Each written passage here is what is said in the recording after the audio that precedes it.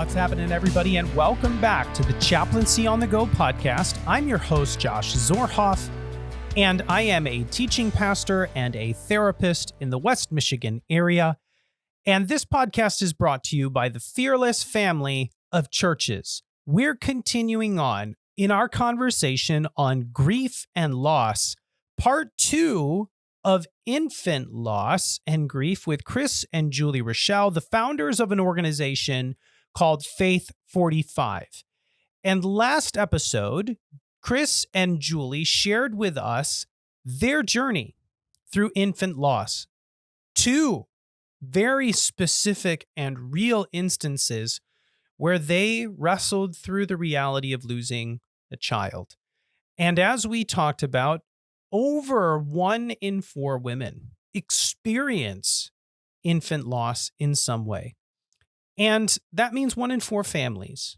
1 in 4 family units are impacted by infant loss. And that's a real story and a real problem that people face in life. And Chris and Julie not only have shared their story, but now want to continue on and talk about how their pain actually led to a greater purpose of helping others navigate that season uniquely of infant loss and grief. And so they're going to talk to us in just a moment here about how Faith 45, the organization that they created, came to be, and how they continue to pursue avenues of helping women and families work through the realities of infant loss and grief. So without further ado, we're going to start that conversation.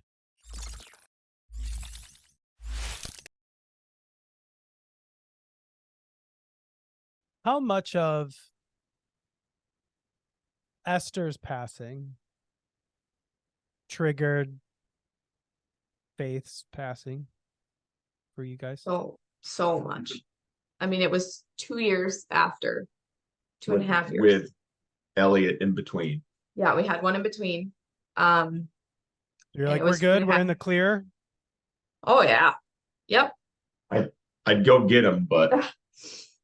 And it's funny you say that because a lot of times it is fairly common to have multiple losses and to have losses after healthy children.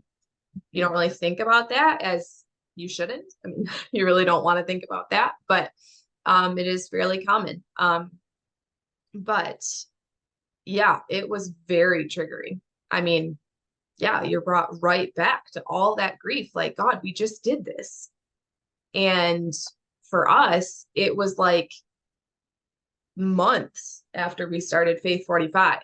And it was like, yeah, what? Like, we are opening this nonprofit. We are opening our hearts to this nonprofit for you. And then you take another little girl of ours. Like, it was so hard.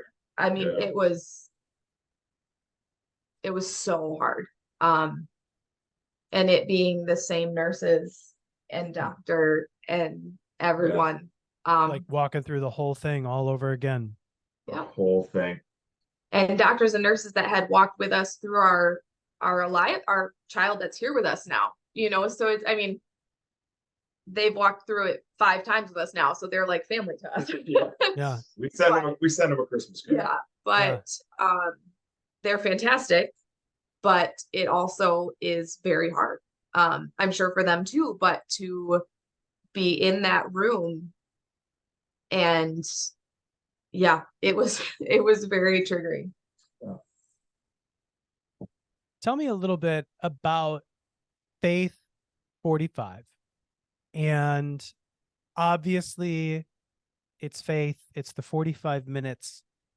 But you, Julie, alluded to, and I know some people listening understand this, but you alluded to the reality that it's common. It's actually way more common than most people think when they're going through it. More common than you thought going through it. And tell us a little bit about just some of the numbers, some of the statistics, some of the things that you've learned as you started this nonprofit, and then tell us a little bit really what Faith 45 is and what it's all about. Yeah, so it's crazy how when you go through a loss, and I've talked to so many people about this and so many people that have the same similar experience, so many people came out of the woodworks. When we lost Faith and when I had my miscarriage, like I had no idea my dad had an older brother. My grandma had never told me that. And then when I lost, she shared that. And so many people from our church and even friends that I had no clue had lost. When you go through it, these people start talking about it. And I just remember, like, we grieved for a year, almost 2 years, I think. And it was finally like, okay, I just want to help. Like, I don't know what that looks like, but I want to help these women that are going through this, going through what we went through, what I went through. I want to help. And so that was probably a year afterwards. And then we took another year to pray about, okay, God, what does that look like? I have no idea. Like, what would have helped me? What would have helped us? Like, what does that look like? I have no idea. So we were talking before, the statistics when we went through it were 1 in 4 women will go through a miscarriage, a stillbirth, or an infant loss. So each of those have different statistics, but 1 in 4 women will experience that. 1 in 4 families will experience that. And they say that statistic is going up because of our world, in the world that we live in, and the stress and the everything that families are under now. They say that number is actually increasing. So we just wanted to help, and we didn't really know what that looked like. I remember it's just not talked about. And I knew that was going to be a huge part of our mission, is why is that? And how do we change that? And then a big part, I'm very much a researcher, a reader, a resource person. Like, and I had to dig to find good books that were helpful, because there's a lot of books out there on miscarriage. There's a lot of books out there, but some of them weren't as great as others. And so it took a long time. And so we started developing these resources of like, this is a good book. This is not, and I had to dig. I just didn't want women to have to do that in their grief, because that's hard enough. But we said, we want to be able to get these resources to families. And so, yeah, Faith 45 was born, and we developed what's called a faith box. We send faith boxes to families that are filled with resources that would have helped us. I'll see if we had one in here. So, so there's books. There's a little children's book, a little children's Bible. There's bracelets. One of my favorite things that I got was a bracelet that said "Mama" on it. Someone brought it to the hospital or our house very soon afterwards. That said "Mama" on it, and because no matter what, you're a mom. You're a mom. Like, I became a mom that day. I became a mom the second we saw the pregnancy test. Yeah. And so I am a mom of 5. I say that to everyone. And again, if that makes you feel awkward, that's your problem. Kids. I'm going to say it. I say it too. I don't say I'm a mom of 5. I say I'm a dad of 5. Yes. And our kids know, like, when people ask, like, 2 of our kids live in heaven. 2 of our kids live with Jesus. And, so yeah, so there's a mama bracelet, there's a candle, there's a journal. Journaling was huge for me, to journal through my emotions. And just, I should go back through my journal. I would probably weep, but I wrote letters to her. I just wrote whatever I was feeling, and it was so healing. So that's in there. There's forget-me-not flower seeds, because that's just so special to me to be able to see something and physically have something. And so, yeah, that we kind of developed that, and it has grown, I mean, because of God, but it has just become a very special gift that people can give. So we originally thought, oh, I'm going to order this box for myself. That is very, very few of the boxes that we send out. We've talked to a lot of people that have thanked us because they didn't know what to do. Like in that situation, you don't know what to do. You don't know what to say. If you've never experienced it yourself, and even if you have, everyone is different. And who wants to go sit? I maybe can speak for you. The few weeks after you lost faith, you didn't want to go sit into a coffee shop and talk to one of your friends who had never gone through it. Well, the booth behind you had a screaming baby. That's not the ideal environment for that kind of situation. So you don't know what to say. You can't really write a card. Like you can, but so this became a really special thing when you don't know what to do or say, a tangible thing that you can do for someone that is lost. Yeah, so that is half of our ministry. And then a little while into it, we had some women that approached us and said, how can we help? I lost a baby 2 years ago. I lost a baby 10 years ago. I lost, how can we help? And my mom actually approached me, and we had been feeling it. She had been feeling it, of how can we walk with these women? Like, not only can we get them the resources, but how can we walk with them? So I was not a support group person. Some people are, and support groups are amazing and they do amazing things. But for those first few months, I didn't really even want to leave the house. Those first few weeks, I struggled to even get out of bed. And so I wasn't about to go to a support group. So we started our mentoring ministry, which is women that have gone through a loss. They walk one-on-one with a lost mama. And it's all done electronically. So it's phone calls, it's texts, it's emails, Bible verses, encouragement, just anything that the person needs, that mama needs in that moment. And I cannot even begin. I'm going to start crying again. The relationships that have come out of that ministry, it is beautiful.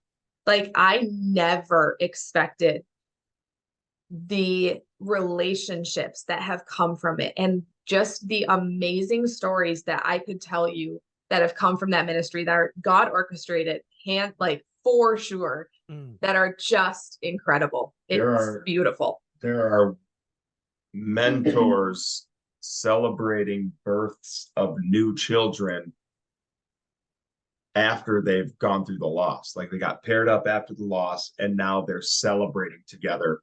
They celebrate the pregnancy, and then they walk through, because pregnancy after a loss is very hard. Yeah. And so that mentor walks them through that, and then they celebrate the birth. And we have some that are we have one that are best friends now. Yeah. And we have we have a mentor that is in Missouri that is mentoring someone in China. She had to move home to China to be with her family in China, and they're still mentoring via WhatsApp. Like, it's incredible.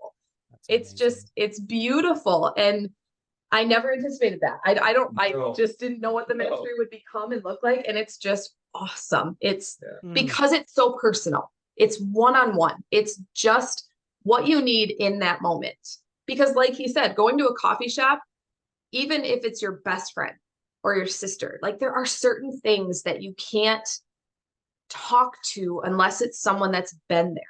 Right. And these mentors are, any question that you have, I have thought it. Any thought that you are thinking, I have thought it. Like, nothing is too crazy for us. Nothing is, we cry with you, we pray with you. It's beautiful.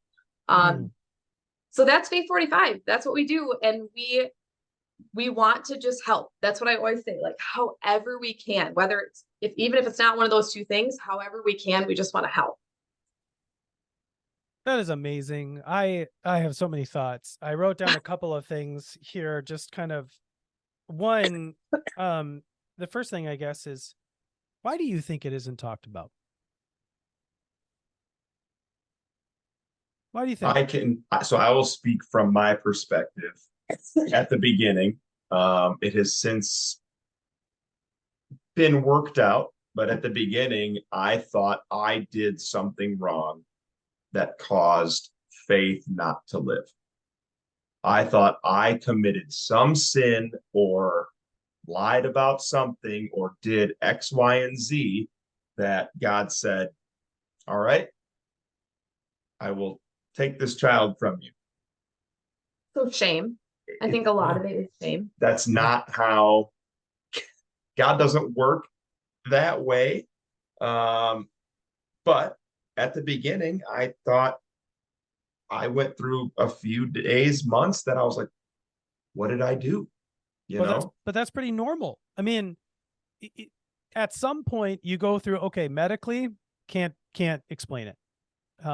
Scientifically, maybe we could talk about chromosomes and development and all of that, but can't explain that. So, and it wasn't you, wasn't me.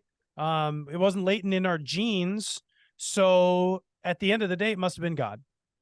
I mean, that he's the guy that we stop at. Right. And that's pretty normal to say, well, is God mad at us? Is there something that we did that we're not aware of? Did we not pray enough? Did we not? Right. Did we not? Well, and then we started a nonprofit and then this happens again. Are you kidding me? So clearly it's not that. And I think the hard part is there is no reason. That's even worse. Yeah. That God is good and loving and tragic things happen. And somehow we have to work through it the rest of our lives. I think that's part of it. I agree, Julie. I think the shame of this happened to me. This happened to me. Well, I think a lot as a female too. It's like my body was created to do this. Why can't I do this? Yeah. There's so many women out there that are getting pregnant like that, Yeah. that are having healthy children. There are so many people. Why can't I? Yeah. I want a family so bad. I want to be a mom so bad. I remember thinking that. Gosh, I remember thinking that so many times. I want to be a mom so bad. And I think that I would be a good mom, but does God not think I'd be a good mom? Like, Yeah. Is that what this means? Is that, and there's just so much, like, as a female, that we bottle up inside. Yeah. That we don't feel like we can talk to other people about. And then it just goes untalked about it.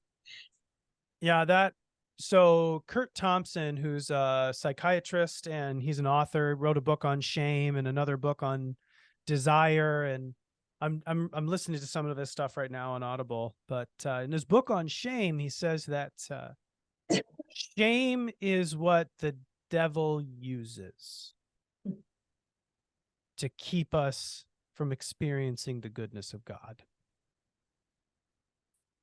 That shame, this story we tell ourselves, is literally a tool of the evil forces in the world to keep us from recognizing who God is.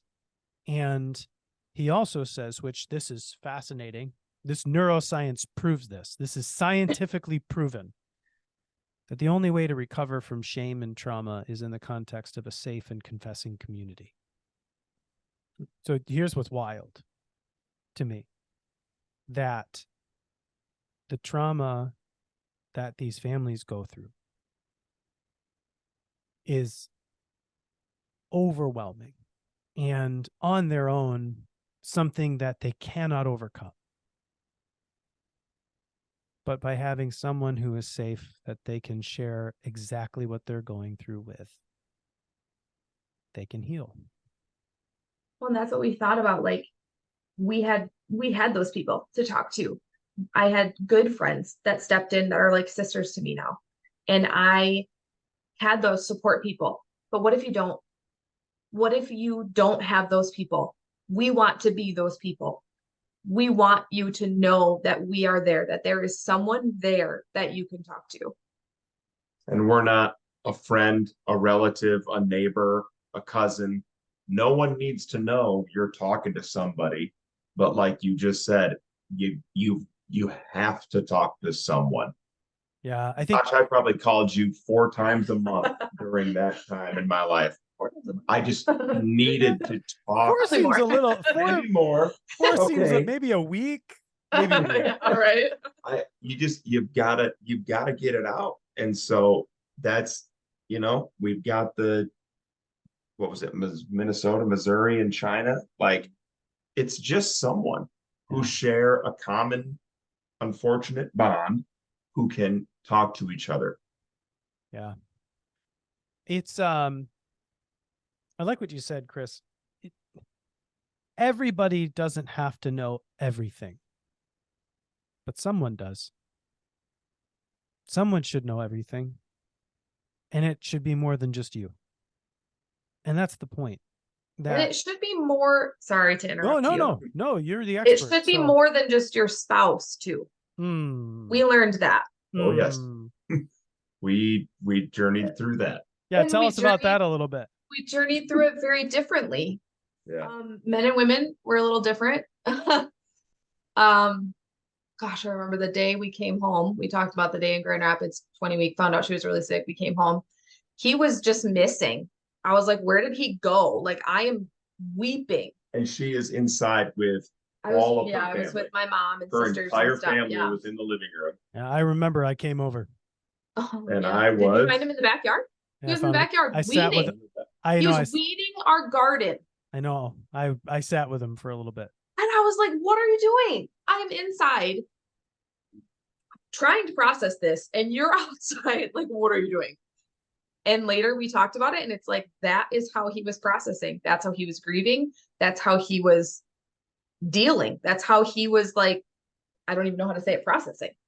And so it's very, very different. Yeah. So to have someone that is not your spouse, not that you can't come together, because communication is 100% necessary in that time, and grace upon grace for each other. Yes. But the communication can be, I love you, honey. Don't talk to me right now. Yes. Or this is what I need right now. Or I face, right? Yes. Well, or like, I need to go talk to my girlfriend, or I need to go talk to my Faith 45 mentor right now, because we learned that very quickly. But you're both grieving. And here's the most important part. Grief sucks life and energy and emotion. It sucks it all out of you. And exhausting. If you just have your spouse and they're grieving too, and all you do is come together and try to be there for each other when you have nothing to give. I mean, essentially at some point it's not just burning the candle at both ends. You're trying to light a candle that can't be lit. There's no fuel left anymore. And I remember him saying, like, there were times when I questioned if he was even grieving, because, and I don't want to put words in your mouth, but he has told me he felt like he needed to be strong for me. And he felt like he wanted to fix the situation and couldn't grieve in front of me. So it's so different. Like, the way men and women, I mean, we do a lot of things differently, but the way we grieve is very different. Yeah. And we had to work through that and figure that all out. That might be a whole other podcast, but that's right. I mean, part of it, and the fact that both of you had to go through therapy on your own. And together. And that's okay. I think there are so many different elements of grief, especially when you talk about losing a child. I know you said it, Julie, like, no one should ever have to bury their child. And one thing that I say pretty much on repeat with couples that have lost a child is there are no words for a parent who loses a child. When a husband loses a wife, or a wife a husband, they're a widow or a widower. When a child loses a parent, they're an orphan. There is no word. There is no word. And there's a reason for that. Because it shouldn't happen. And the grief is too sincere. And it is too profound.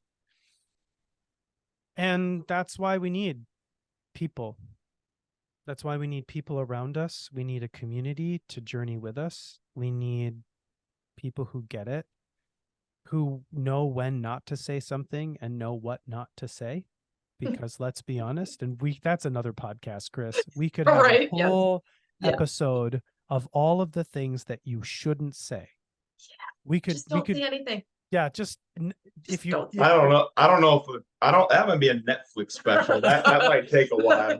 I actually don't know if we could allow it, because I might have to say some words that I'm probably Well, that's not the allowed thing. to Yeah. say. If we were really honest, Be a good coffee table. There'd be some swears in there for sure. Yeah. Um, It's bad. and we can laugh at it, because the reality is people don't mean to do harm. No, They it's just not. don't, It's they not just don't know what to intentional. say. They don't know Yep. what to Yep. say. And that's okay. There And if- isn't anything to say. Yeah. And if you know that you've said the wrong thing, give yourself some grace for that, because we've all said the wrong thing. Just know that if you don't know what to say, that's okay. You don't have to say anything. But there are options like Faith 45. So tell us a little bit, how can people find you? And how do they sign up for a box? How do they get involved with a mentor kind of relationship? Tell us a little bit about the logistics as we wrap up here. Yes. So everything can be done from our website, faith-45, the number 5.com. Our faith boxes are on there. You can custom build your own. There are ones that we've curated already, but you can add to them. And then on there's also a whole section on our mentorship program. It explains everything. It does come in our faith boxes too. We have a whole information pamphlet on that, on how to sign up and what it looks like and what to expect. So that goes in every one of our faith boxes, but you can also sign up for it on there. And then we have I think it says submit a request. And so you request a mentor. We have you tell us a little bit about your story, but that's just so we can match you with someone whose story is similar. We have mentors ready and waiting and willing to just walk with women. And so it's as simple as just going online, filling out the form. Doesn't have to be a long essay or anything like that. We don't spell check. No. Yeah. So yeah, it's all done on there. I mean, you can find us on social media, but it's everything can be done on our website. So that's amazing. We'll have links to everything in the podcast notes and link to social media and all of that. And so ways to get a hold of you guys. Well, I'm just so thankful that you would take some time to share with us. I know it is getting late for you. It's getting late for me, whatever. Hey, kids are still sleeping, so maybe we got another hour. You got a little date night, so I'm just, again, grateful for you guys. Thanks for taking the time to share with us. Any final words for us? Thanks for having us. I mean, this is the biggest way that we can offer our help, and just, the more people, just to get the word out. That's our biggest thing, is to raise awareness of this issue, and however we can help. It's just, my heart is just for helping these women. I think it always will be. And I love I that. guess I'll say, I don't think you actually said it, but whether it's miscarriage, sickness, divorce, any sort of grief that happens in any sort of capacity, Julie says it all the time on any of these interviews that we ever have. It's okay to not be okay. It's okay to not be okay. And just, there was a long season that I was not okay. But that's okay. So that's just kind of the culmination of our journey. It's okay. And God can handle it. Yep. And he will heal you in his timing, in his way. And like I said, there was times when I did not believe that.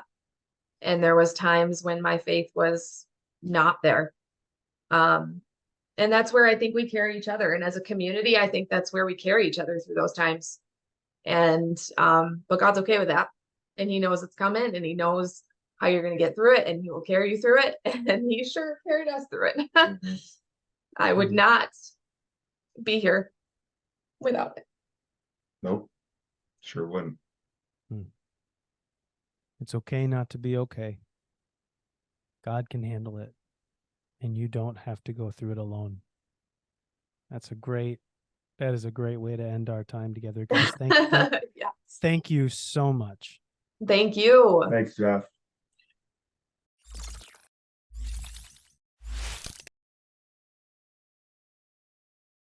I am so grateful for Julie and Chris and their honesty of how they are navigating this journey of loss and grief. And I am also so thankful for their willingness to enter into the pain and hardship of others through Faith 45.